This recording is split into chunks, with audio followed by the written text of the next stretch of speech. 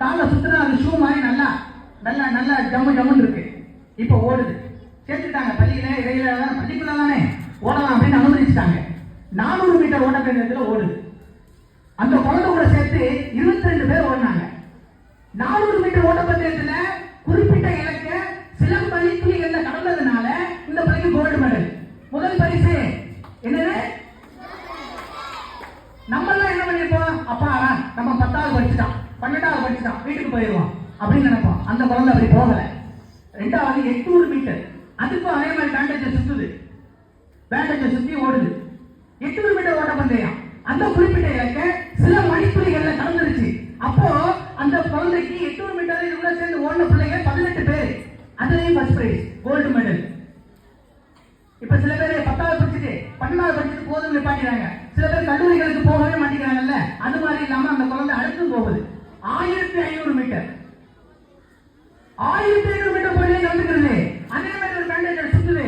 எல்லாரும் பாக்குறான், என்னடா இது பிலிப்பைன்ஸ் நாட்டுல ஒரு பிஸ்னாவது ஒரு பிள்ளை பேண்டேஜ் சுத்துது, நம்ம ரிலாக்ஸ் ஷூ போட்டுருக்கோம் அடிடாஸ் போட்டுருக்கோம், நம்மளால அந்த பிள்ளைய மீட் பண்ண முடியலையே, ஓடி பார்ப்போமே அப்படின்னு அந்த குழந்தை கூட சேர்ந்து 7 பேர் ஓடுறாங்க. 7 பேர் ஓடுறாங்க. அதுல 3 ரொம்ப பணக்கார பிள்ளை, 2 நடுத்தரமான பிள்ளை, கடைசியா இருக்கக்கூடிய இந்த பிள்ளை வந்து ரொம்ப ஏழ்மையான பிள்ளை. நம்ம மாதிரி சத்தியமதி பள்ளிகளில் படிக்கிற ஏழ்மையான குழந்தைகள் மாதிரி அந்த பிள்ளைங்க ஓட ஆரம்பிக்குது. 2வது வந்து ஓடிடுச்சு. 1000 மீட்டர் கிட்ட 3வது தான் வந்துட்டு இருக்கு. 1200 1300 1500 3வது பரிசு வந்துருச்சா? 1500 மீட்டர் படும்போது இந்த குழந்தை யாரு? ரியா புல்லோஸ். யாரு? 1500 மீட்டர்லயும் என்ன பண்ணிருச்சு? Gold medal. தனக்கிட்ட என்ன இருக்குன்னு அந்த பிள்ளை நினைச்சிச்சு, கோல்டு மெடல் தட்டி வந்துருச்சு. உங்ககிட்ட என்ன இருக்குன்னு நினைச்சிக்க, கோல்டு மெடல் வாங்கிச்சு. உன் அப்பா கிட்ட ஒண்ணும் இல்ல, உன் அம்மா கிட்ட ஒண்ணும் இல்ல, உங்ககிட்ட என்ன இருக்கு? உங்ககிட்ட என்ன இருக்கு? உங்ககிட்ட சத்தமா சொல்லு. படிப்பு இருக்கு. உங்ககிட்ட என்ன இருக்கு? சத்தமா. இந்த பள்ளியில படிக்கிற உனக்கு இந்த படிப்பு இல்லைன்னா உலகத்துல எந்த பள்ளியில படிக்கிறவனுக்கு படிப்பு இல்லை. இந்த பள்ளியில படிக்கிற உனக்கிட்ட படிப்பு வரல அப்படின்னு சொன்னா உலகத்துல எந்த மூலையில படிக்கிற பிள்ளைக்கு படிப்பே வராதுன்னு நினைச்சுக்க. உன்னால முடியுமா? சத்தமா உன்னால முடியுமா? உங்ககிட்ட என்ன இருக்குன்னு நினைச்சு நீ படிச்சீங்கன்னா வாழ்க்கையில எவ்வளவு பெரிய வயசுக்கு போகலாம். அந்த உறுதிமொழி என்ற சோதனை எடுத்துக்கோமா?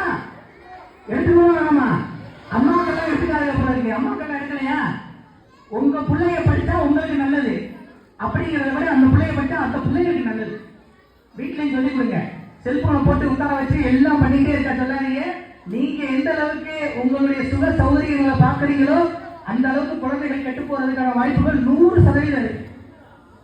அதுல இருந்து உங்க குழந்தைகளை நீங்க பாதுகாக்கணும்னா வீட்டுல பிள்ளைகளுக்கு சொல்லிக் கொடுங்க. அந்த உறுதிமொழி இந்த சோதனை வந்து நம்ம எடுத்துக்கிறோமா? சத்தமா இப்ப சொல்லுங்க. நம்ம எல்லாரும் சொல்லுங்க, நம்ம எல்லாரும் படிச்சு பெரிய ஆளாகி பின்னாடி ஒரு நாள் நம்மளால முடிஞ்ச உதவிகளை இந்த சத்தியமதி பள்ளிக்கு கொடுக்கணும். உரிமை எடுத்துக்கிறோமா? நன்றி, வணக்கம்.